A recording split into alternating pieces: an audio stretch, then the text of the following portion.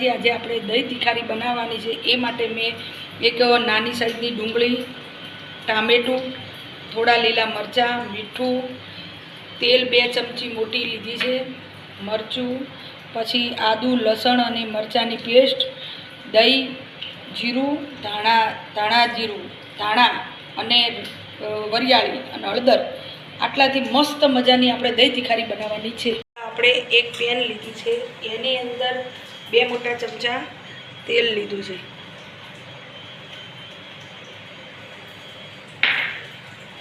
હવે આપણું તેલ ગરમ થાય, તેલ ગરમ થઈ ગયું। સૌથી પહેલાં જીરું, વરિયાળી અને ધાણા નાખી દીધા છે।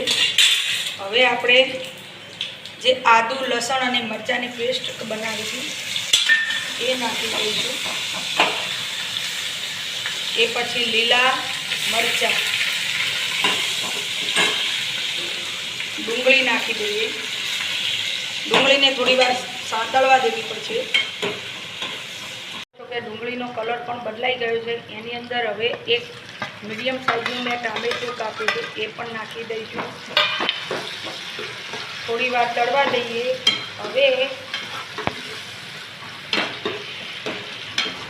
હવે એની અંદર 1 ચમચી મીઠું, સહેજ હળદર, વધારે નહીં નાખવાની, અને 1 ચમચી ભરી લાલ મરચું। હવે આને હલાવી અને આપણે થોડું પાણી નાખીશું, કારણ કે પાણી નાખવાથી આ તેલ જે છે એ બરાબર ઉપર આવી જશે ને આપણું જે મરચું, હળદર છે એ આપણને કાચું પણ નહીં લાગે। જોઈ શકો છો કે સરસ મજાના મસાલા બધા ચડી ગયા છે અને તેલ પણ આપણું છૂટું પડી ગયું છે। હવે આની અંદર ગેસ આપણે બંધ કરી દેવાનો છે, કારણ કે ચાલુ ગેસની અંદર આપણે અંદર દહીં નાખીશું તો દહીં ફાટી જવાની શક્યતા રહે છે। એટલે આપણે ગેસ બંધ કરી અને જે મેં ઘરે જમાવેલું દહીં છે એ અંદર નાખી દઈશું અને હલાવી દઈશું।